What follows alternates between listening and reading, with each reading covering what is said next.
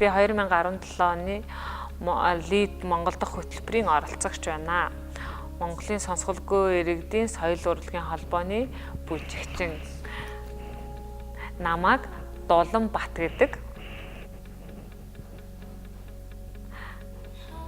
Би анх энэ хөтөлбөрт орохдоо юу гэж бодож исэн гэхээр энэ манлайллын хөтөлбөр.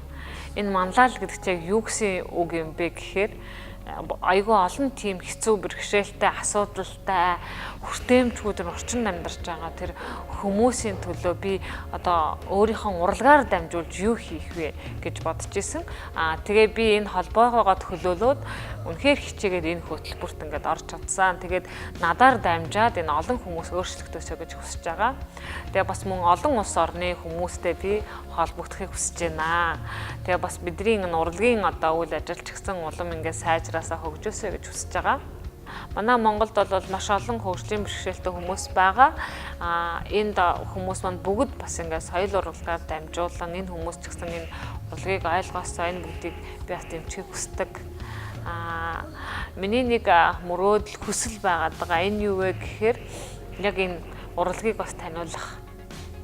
Би бол ганцаараа биш юм аа. Тэгээд олон хүмүүс ч гэсэн яг над чиг юм хэцүү орчинд байгаад те харилцааны бэрхшээлд байгаа юм олон одоо сонсголоо алдсан, сонсголгүй, хараагүй хүмүүс чадахгүй шүү дээ. Юу гэж бүжгэлдээ, сонсохгүй байж яаж бүжгэлдээ те тэрхэн сэтгэлтэй байж яаж болж идэв гэсэн зүйлүүд үгүй шүү дээ. Бид нэр чадна, сонсохгүй байсан ч гэсэн би бүжгэлж чадна, явж чадахгүй байсан ч гэсэн бид нар бүжгэлж чадна гэдгийг харуулж бусдын адил их тэгш амьдарч хөгжихийг хүсэж байгаа юм эмэгтэй.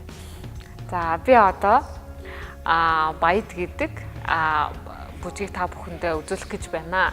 Энэ бүжиг юу вэ гэхээр Монголын одоо газар нутаг бол маш өргөн уудам нутагтай. Миний Монгол орн бол тэгээ энэ Монгол оронд маш гайхалтай үзэсгэлэн гоо бүсгүүчүүд амьдардаг. Тэгээ энэ бүжгийг та бүхэндээ ингээд төлөвлөхийг хүсэж байна. Тэгээ дэлхийн нийтэд бол хамгийн гайхамшигтай гоо зөвхөнтэй бүсгүүчүүд байдаг. Тэгээ би энэ бүжгийг бас бүжиглэхээр энэ сайхан зүйлийг бас мэдэрдэг.